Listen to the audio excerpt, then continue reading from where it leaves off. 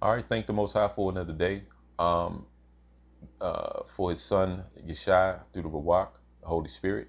We're going to get into a very controversial topic today. Some people get into certain dialogues and circles when it comes down to Google. So I thought I would go into this so we can understand exactly what is really going on. And the title of this is called "Can You Repent After Receiving the Mark of the Beast?" And we're going to get into terms. We're going to get into scriptures, and we're going to find out exactly uh, what the scriptures say, not opposed to opposed to what man say and how we feel and what if this and what if that. Because once we start to put in our words and our thoughts, it becomes foolishness and it's carnal. All right, so we don't actually have the mind of the Most High. Our thoughts is not our ways is not His ways. Our thought is not His. So we got to understand that. To understand what He thinks is based on what He wrote. We can't speculate or put a what if in front of a sentence to try to justify something because of our emotions. It's a good gesture because I was taught it was a dialogue at the job, in reference to this topic, and oh well, what if they took it accidentally, or they didn't know that. That's not in scripture. We're going to find out if they take that the mark, what will happen. We're going to find out. Before I don't want to put my shoes on before my pants, so let me go ahead and start from the beginning. We need to understand what the beast is. Beast. Beast. Okay. You have Greek number. Hopefully you all have a Greek, Hebrew and Greek concordance. It's beast in the Greek is 2341, and it's Thereomaka. Thereomaka. Okay, it's a pretty big word for beast in the Greek, and it says be a beast. Then it says fighter. I want y'all to really pay attention because this is how you understand the spirituality of a word. Okay, based on scripture. Then it says figuratively to encounter. Then I have highlighted here furious men. Okay, fight with wild beasts. So they're different terms, but based on what we're talking about, this beast, which is in Revelations, and I'm going to go there, it's furious men. Furious. Not my words. Let me put this up here so you can see that I didn't write this. Okay. As you see, it's highlighted 2341. And I got my index finger right there. Furious men. Okay. It's in parentheses to show you can understand who you want to encounter sometimes. To encounter in parentheses. Furious men. Okay. Not my words. So there's another term. Let's go to Greek number 5480, which is karakama. Karakama 5480, a scratch or etching, right? For beast. Excuse me. Let me rewind. I'm messing up here. For mark. That's the other term. You got mark of the beast. So I just showed you all the terms and definitions for beast. So let's go to Greek number 5480 for mark, M-A-R-K, in reference to Revelations. And it's karamaka, all right? Karakama, 5480, a scratching or etching stamp as a badge of servitude. So we understand the scriptures that I'm about to get into, which is you all can turn right now, Revelation chapter 14, and the start of the 6th verse. You're going to understand what this is talking about in a few minutes. It says as a badge of servitude. Then it says or sculpture, figure, statue, graven mark. Right? So let's go to Revelation chapter 14. I'm going to start at the 6th verse. Revelations 14 verse 6. And it says, and I saw another angel fly in the midst of heaven, having the everlasting gospel to preach unto them that dwell on the earth, and to every nation and kindred and tongue and people, saying with a loud voice, fear God and give glory to him. Let me go back, because I know this is kind of ringing the bells for a lot of our brothers that believe that the other nations are not included. But this knocks all that out the way. And I wish I would have thought of this actual verse when I was putting up specific lessons on is the other nations included. Revelation chapter 14 verse 6 again. And I saw another angel fly in the midst of heaven, having the everlasting gospel to preach unto them that dwell on the earth, and to every nation and kindred and tongue and people. There you have it. So that doctrine about, which is, I guess I'm knocking down two birds with one stone here, about that the other nations are not included, we're going to preach the gospel to them. Every nation and kindred and tongue and people. So let me get back to the lesson. Verse 7, saying with a loud voice, fear God and give glory to him, for the hour of his judgment is come. And worship him that made heaven and earth and the sea and the fountains of waters. And there followed another angel, saying, Babylon is fallen, that great city, because she made all nations drink of the wine of the wrath of her fornication. The big verses here is verses 9 through 11. And the third angel followed them, saying with a loud voice, if any man worship the beast, and I'm going to get into what the beast, like we just did, but I'm going to show you exactly in the Old Testament how this links in with in Revelations. If any man worship the beast and his image, I'm going to get into that as well, and receive his mark in his forehead or in his hand, the same shall drink the wine of the wrath of God. I'm going to read that part again. The same shall drink of the wine of the wrath of God, which is poured out without mixture into the cup of the indignation. And he shall be tormented with fire and brimstone in the presence of the holy angels and in the presence of the Lamb. That's very clear. So when persons say, well, what if? I'm going to read it one more time, verses 9 and 10. And the third angel followed them, saying with a loud voice, if any man worship the beast and his image, and receive his mark in his forehead or in his hand, the same shall drink of the wine of the wrath of God, which is poured out without mixture into the cup of his indignation. And he shall be tormented with fire and brimstone in the presence of the holy angels and in the presence of the Lamb, which is talking about Christ. And the smoke of their torment ascendeth up forever and ever. You know why it's forever and ever? It's because your spirit does not die. It's just going to constantly burn. You're going to feel the same pain over and over. That's where you actually get your feelings from. Like when you pinch something and it hurts, like, that's the spirit that's actually feeling that. That's where the pain is. The body, if it's dead, you can do whatever to the body. It doesn't move or react. It's the spirit within.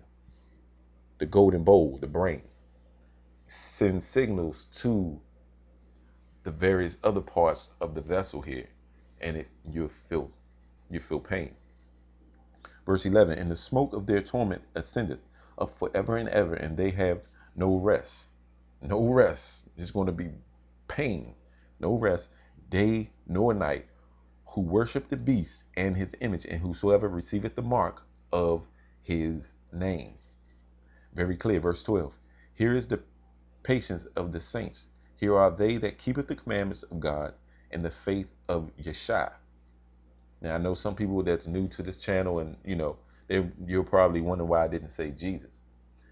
Jesus, to make it very clear, has been injected in the Bible to represent Poseidon, Zeus, and I forgot the other deity. Okay, I can't remember the other deity right now. But this is nothing but a knockoff from Zeus. The true name of the Most High Son is Yeshua. Okay? Hosea 2 verse 16 makes that very clear. So I want to stay on topic though. Now let's look up the word image, because we see this in the scriptures here, verses 9 through 11. And it's very clear what's going to happen to you if you worship the beast and his image. But there's a way you do that though. A lot of people are really missing it. I'm going to get into the actual understanding right now. Let's go to results for this search for the Greek in for image. It's 1493. Okay, 1493 image, and it's Eidolion. Eidolion, just like idol, Eidolion. One neuter of a presumed derivative. So it derives off something. Then it says of 1497, but we're going to dwell with this Eidolion. Then it says an image, fane. Then it says idols, temples. So you're saying, no, I don't worship no image. We're going to find out. We see it's deep. Okay. Let me see. Do I have it? Yeah, I got it. I'm about to knock that out too. Give me a minute. Let me get something so I can show you exactly how people are worshiping the image. All right. We're going to find out. Now you can go to 1494. And it's idolathon. Idolathon, almost as idolatry, but it's the same. But it's just the dialect of the Greek. All right, then it says a presumed derivative of 2380, an image sacrifice, part of an idolatrous offering, meat, thing that is offered in sacrifice, sacrificed unto idols. So that's the definition for image. But you're probably wondering, like, well, shoot, I'm not worshiping no image. A lot of people are asleep on how they're doing it. And see, Satan puts it in your face and you're worshiping it not knowing, or what people do is condone to their actions. And I'm going to show you. All right, there's one more term that I want to use here for image. It's 1504. Greek number 1504 is icon. Icon, then it says a likeness. And we're going to find out what this likeness is. Then it says statue, like a statue of liberty. People go there and take pictures, and we're going to find out even that in itself, taking pictures. We're going to find out what's really good here today. Statue, profile, or representation, resemblance, image. So just remember that. Bookmark these terms. If you have to play this video back, do. Hopefully you can write this down. All right. So let's go to the images that the Most High was telling the children of Israel to stay away from, and how every time, I mean, you can almost go from Genesis, I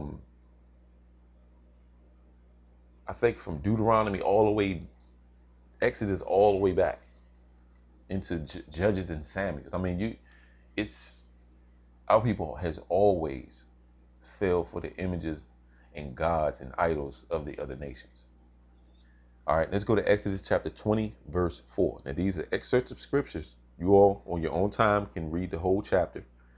But this is a video, and I can't get in a long processing video.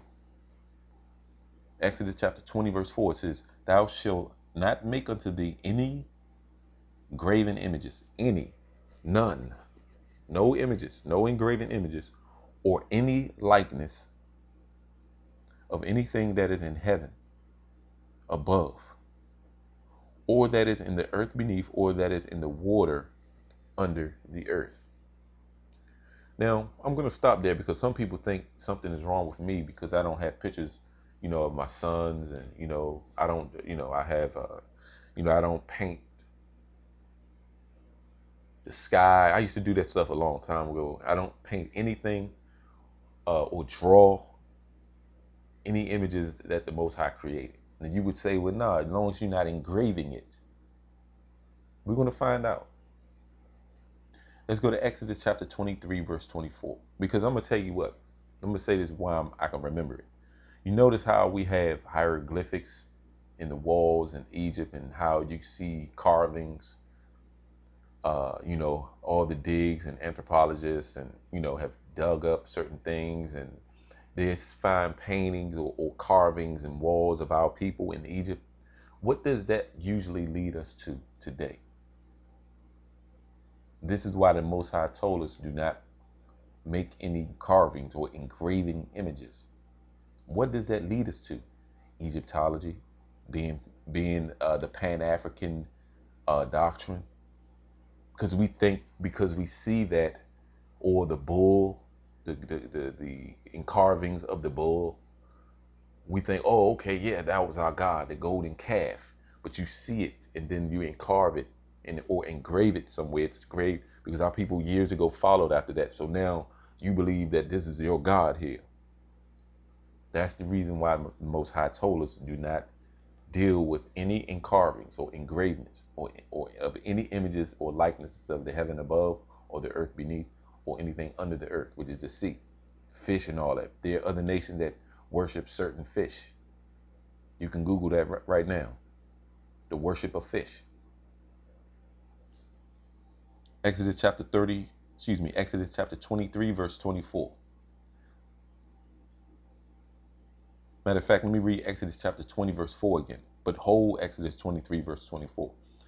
Thou shalt not make unto thee any graven images or any likeness of anything, or of any likeness of anything. The first thing they tell your kids to do when you go to kindergarten is to draw the water and draw trees and all that. People think that's just very harmless and there's nothing wrong with it. Do you understand that if somebody dig that up, they would start worshiping something because of somebody? That's how weak man is. But I'm sure some thumbs down may go on this, because we think that it's okay to do, having pictures of your grandma all up on the walls and you crying and sobbing all over it and looking at the pictures and reminiscing on how you all used. Then now you're feeling depressed and down in spirits, and now a spirit can come and inhabit your vessel. Yes, it happens. I'm gonna go into it. I'm gonna show you. Don't turn the video off yet. All right. Thou shalt not make unto thee any graven images or any likeness of anything that is in the heavens above, or that is in the earth beneath, or that is in the waters under the earth. Exodus chapter 23, verse 24. Thou shalt not bow down thou shalt not bow down to their gods, nor serve them, nor do after their works. So of course you would say, well, as long as I don't bow down to them. How can you bow down to something if you haven't created an engraven image of it? So the first thing you need to understand is, don't create something that can cause you to bow down to them. So the first thing the Most High told us, don't create or engrave or carve or draw anything like it. Today we call it drawing. But if you look at the back of a piece of paper, if you didn't sketch something, it's still carved in the paper. Thou shalt not bow down to their gods, nor serve them, nor do after their works, but thou shalt utterly overthrow them and quite break down their images. Quite, which means exceedingly, really do it. But ye shall destroy. Let's go to Exodus chapter 34, verse 13. Exodus chapter 34, verse 13. Now, these are just excerpts of scriptures so we can have it, so you can understand exactly what this image is based on the beast in Revelations. I'm going to show you. But ye shall destroy their altars, break their images, and cut down their groves. Now, these are images of the falling angels' kids. You would see what is it? The jackal, the dog with the human body, a dog face with a human. People would actually encarve these and actually make statues of these images. That's why when you read the definition for image for Greek 1504, it says resemblance, then it says statue, profile, or image. All right. Exodus chapter 23, verse 24. Thou shalt not bow down to their gods, nor serve them, nor do after their works, but thou shalt utterly overthrow them and quite break down their images. Now let's go to Exodus 34, verse 13. But ye shall destroy their altars, break their images, and cut down their groves. Bohemian groves. Okay. Let's go to Leviticus chapter 26, verse 1. Now I'm just showing all the scriptures, and this is just some, that how the children of Israel was always forewarned, and FYI, the Most High had to continue to remind us through his servants, Moses, Abraham, constantly not to deal with this. Leviticus 26 and 1. Ye shall make you no idols, nor graven images. Make. You see that word there? That's very big, though.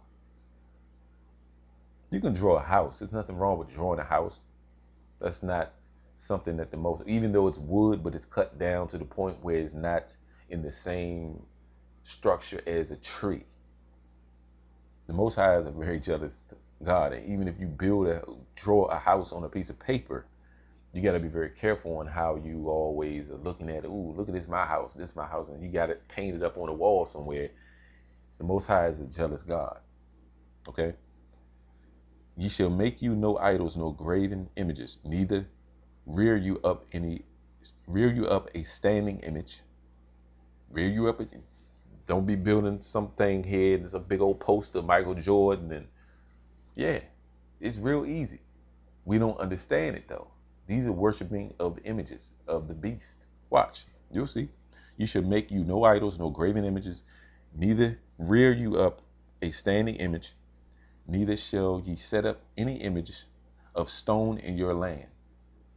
But you would say, nah, that's just a poster.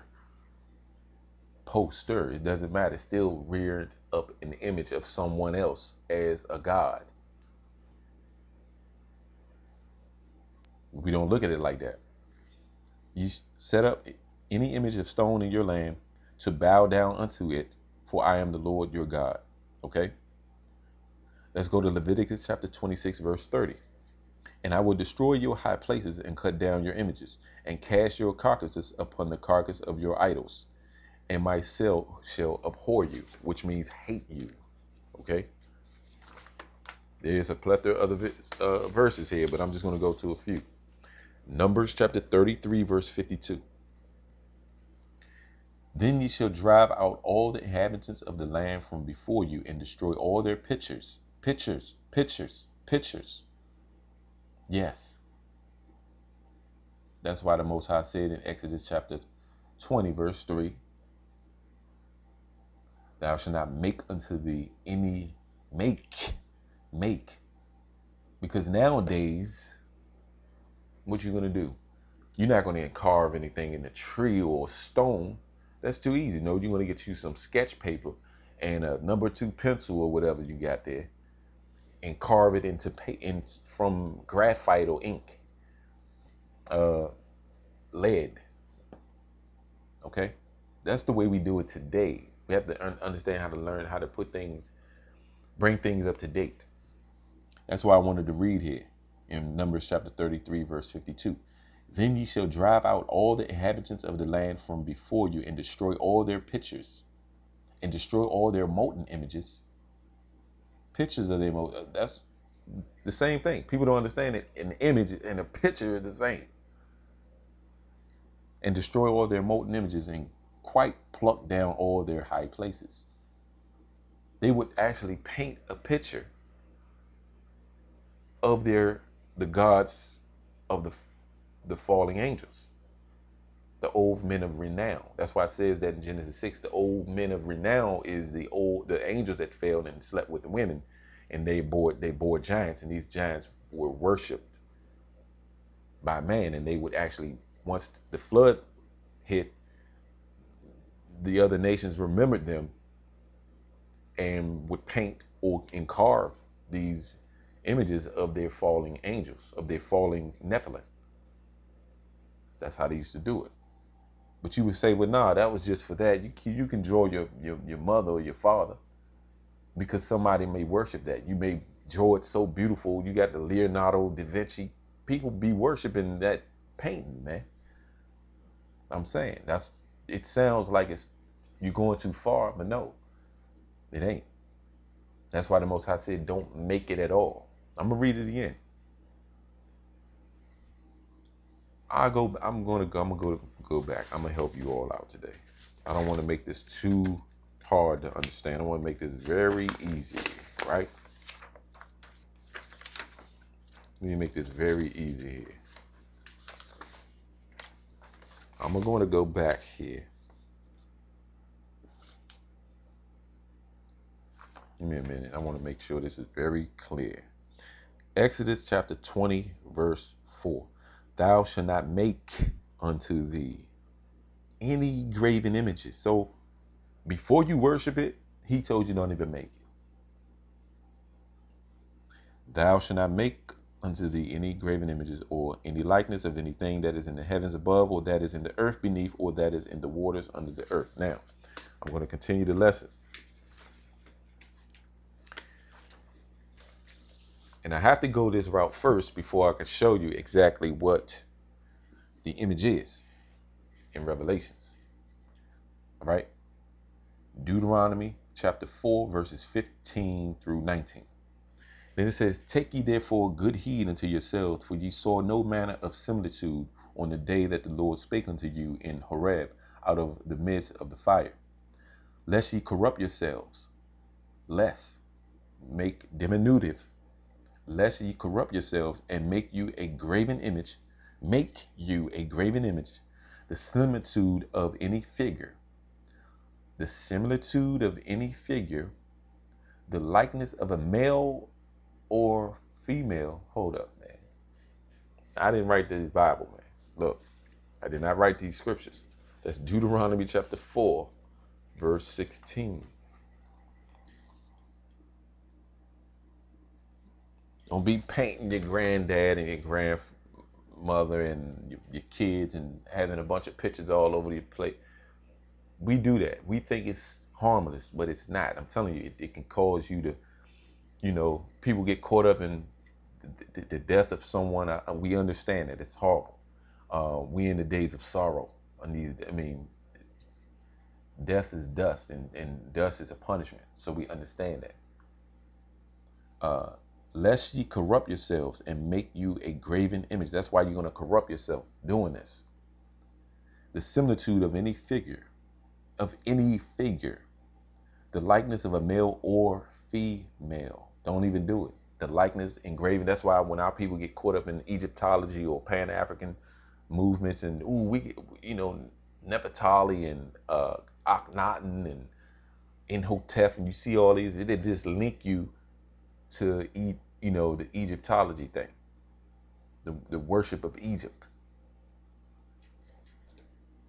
Verse 17, the likeness of any beast, the bull. Let me just paint it on a paper. Nah. The likeness of any beast that is on the earth, the likeness of any wing. This is likeness of any winged fowl. This is all an image, right? The likeness of any beast that is on the earth, the likeness of any winged fowl that flieth in the air. Let me just show you something. You say you don't worship, so I ain't worshiping the image of the beast. Okay. Everybody dying for this dollar here. What do you have in the upper left-hand corner? Let me read it while this dollar bill is up in my hand. The likeness of any beast, verse 17, the likeness of any beast that is on the earth, the likeness of any winged, the likeness of any winged fowl that flieth in the air. So this is the beast that a lot of people are worshiping. Now, this is not just on the American dollar bill or this currency or this note here. You can look a lot of the currencies up in Asia, the yuan, you have other currencies that have the goat head, the Baphomet up here. All these images of Egypt. This is what people worship: money. Idolatry. They feel better once they got money in their hand. They walk different. They dress different. That's why Christ said you need to be like Solomon. He wasn't arrayed like none of these. The Gentiles seek after the money and all that. That's the worship of the beast, but it's deeper too. Verse 18, the likeness of anything that creepeth on the ground. Okay, the likeness of any fish that is in the waters beneath the earth. And lest thou lift up thine eyes unto heaven, and when thou seest the sun and the moon and the stars, even all the host of heaven, shouldst be driven to worship them and serve them, which the Lord thy God hath divided unto all nations, unto the whole heaven. Right? Very clear.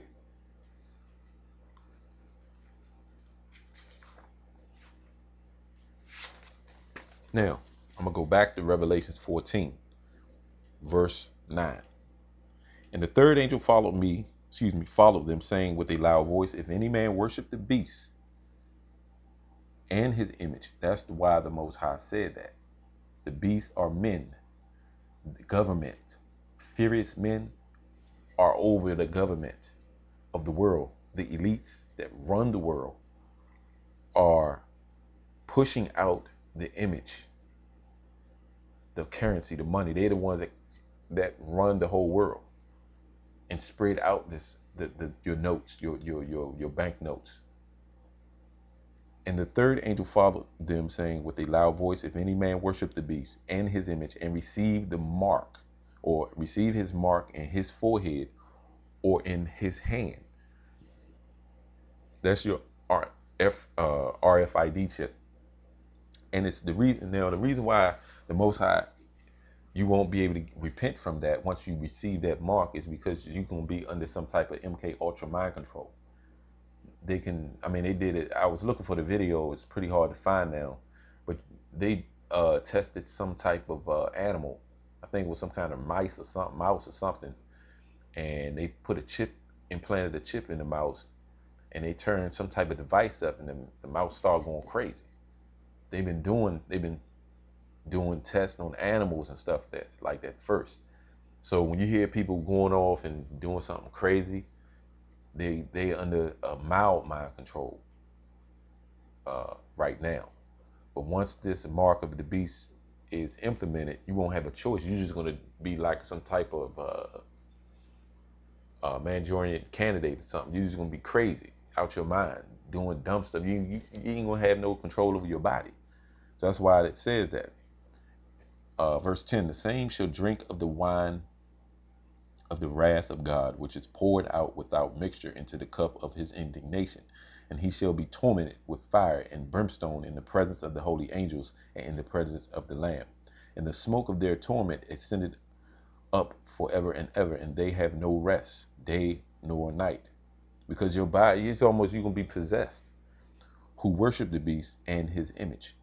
When it says worship the beast and his image, it is actually talking about the TV, what you be looking at on TV. People get caught up not understanding. That's why they changed all the even the computers and the TVs, this high def. You got to look at how they actually are really wording that high definition, but usually people cut it to say high def. It is going to be a high def rate, and you are highly deaf. You're not paying no attention. What's going on? You're under hypnosis, because those screens are plasma. They're plasmatic screens, and what happens is it just takes over your body, as they showed in the ring. Some people, not all. People are addicted to their phones. They'll be wondering why they be walking and be.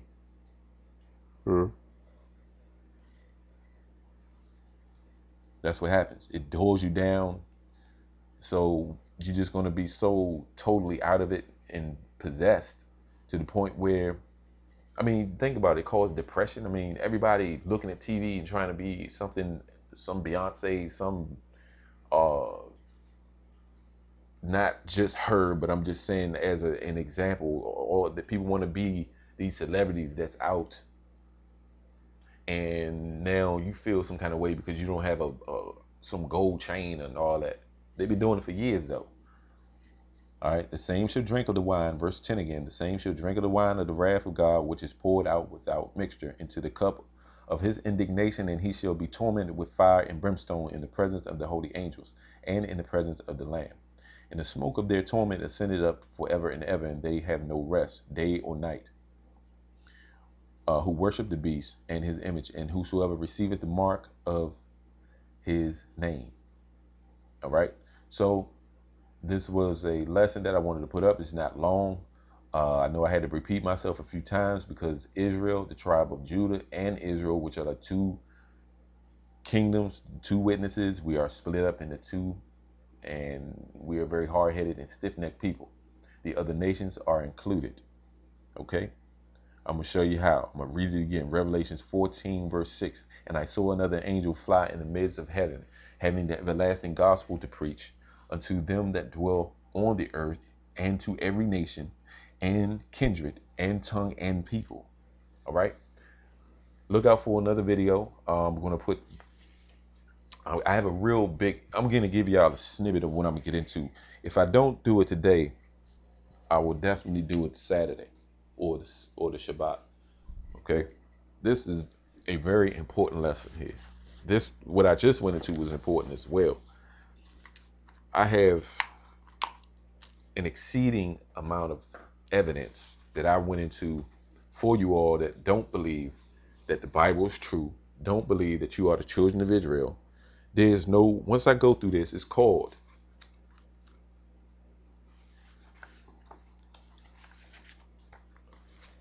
The Bible is True and Nothing Else.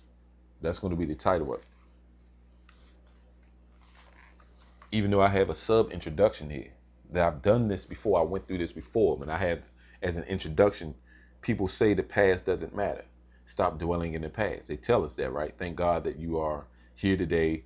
These comments are beginning to anger me. This is one of the titles. I went through this before, but I have a plethora of evidence. I mean, it's just, I mean, once I was going through this, man, I mean, whoever don't understand that they're Israel, once I go through this,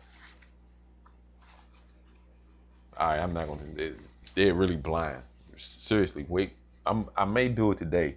I may have some time. I know it's late now, but I have to make sure that I put it up in a way where it's going to make total sense. It's a very big lesson. It may be like a 2-hour long lesson. You see this paper here, right? You see how thick this is? All right. There you have it.